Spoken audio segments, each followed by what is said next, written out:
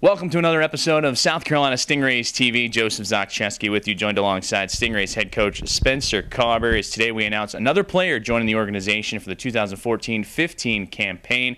And coach, a big signing for the Stingrays today in forward Cody Sylvester. A scoring punch added, had a huge year last year with the Wheeling Nailers, 44 points in 49 games, was top 20 in overall rookie scoring, and he was fourth, or tied for third, I should say, in rookie goals. So it's a big addition for the Stingrays. Yeah, no question about that. Cody, I'll give you a little bit of background.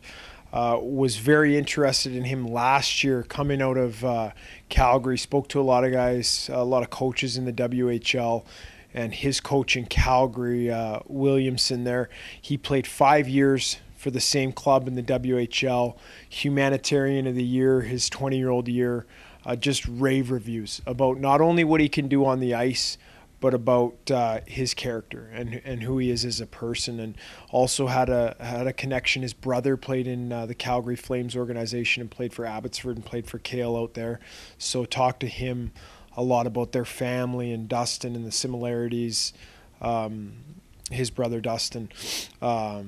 So yeah, we're excited. I went after him very, very hard last summer, and he ended up getting the one-way deal, or the American League contract with Wilkes-Barre.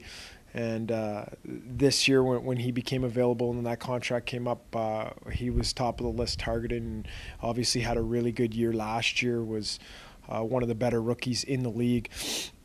Got some time in the American League, and now even looking for more in his second year coming to South Carolina. We're excited to get him.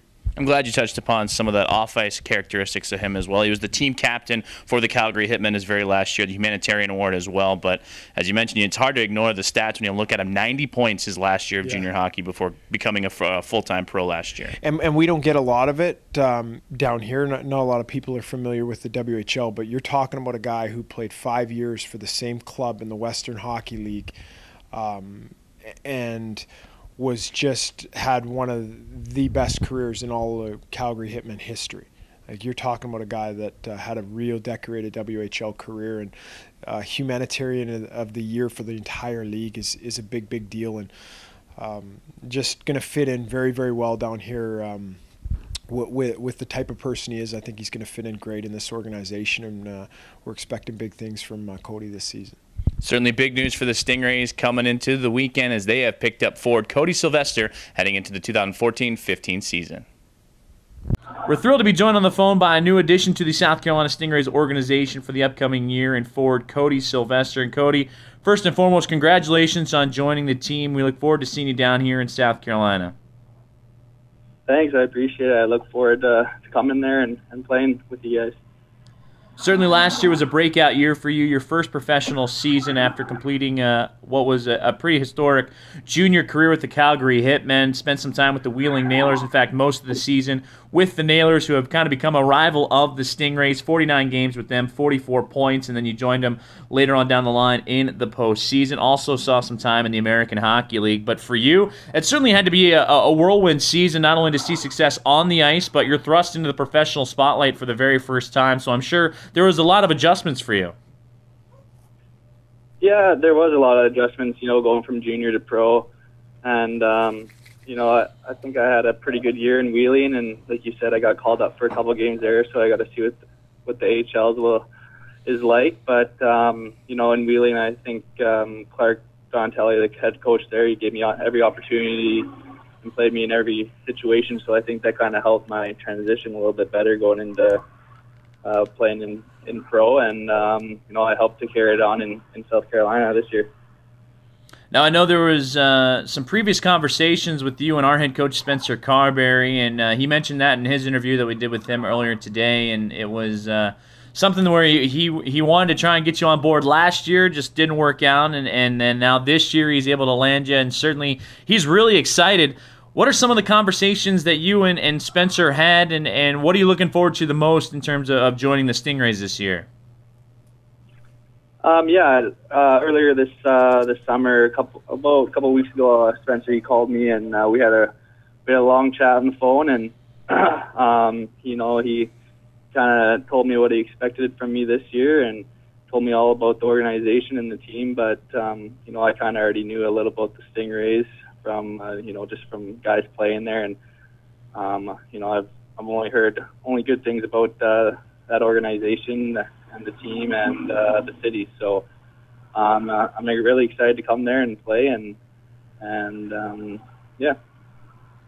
Last year with Wheeling, you were tied for third among ECHL rookies in goals, and you finished in the top 20 in overall points, 44 points in 49 games. 17 games in the American League, you picked up 2 points and 2 goals there. So certainly it was a big year and a pretty successful year last year. How do you build upon that, and what standards or where do you set the bar coming into this year? Yeah, like you said, I had a pretty good rookie season, but that's in the past now. You gotta take the positive and negatives of the last season, and try and fix the negatives, but try and carry on the positives. So I'm just going to come into camp and work my hardest and try and play the best game that I can, and hopefully things work out for me again.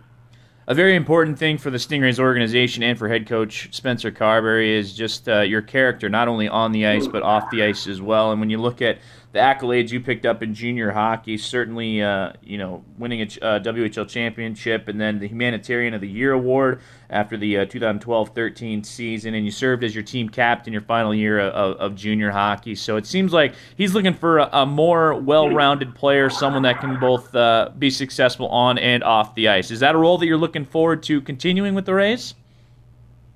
Yeah, you bet. I've had that role pretty much throughout my whole life, and like you said, I was captain with Calgary for 2 years there, and I like giving back to the community, so I'm a community guy, and I like to go and school visits and whatnot, but obviously I gotta perform on the ice and off the ice. That's just the kind of guy I am. I like doing that kind of stuff, so I'll for sure be doing that in South Carolina. A native of British Columbia, Canada, what has your summer been like? Certainly, I know that's a beautiful part of the world, beautiful part of the continent, so I'm sure the summer has afforded you many opportunities just to kind of go home and enjoy the scenery a little bit. But what are some of the highlights of your off-season this year? Because I know it's going to be training time, if you're not already in training, to gear up for the next season. Yeah, I've been training for the last couple months now, and starting to get on the ice the last couple of weeks. But I live in Kelowna, BC. It's probably, I'd say, one of the nicest places in BC, and the weather is always nice here. And I get on the boat as much as I can and just kind of relax during the off season. But like you said, I've started training and getting back to work, and got to get in shape for the upcoming season. So that's what I've been doing lately. Well, Cody, thank you for taking the time. We look forward to seeing you down here in the Low Country. All right, thanks a lot. I appreciate it.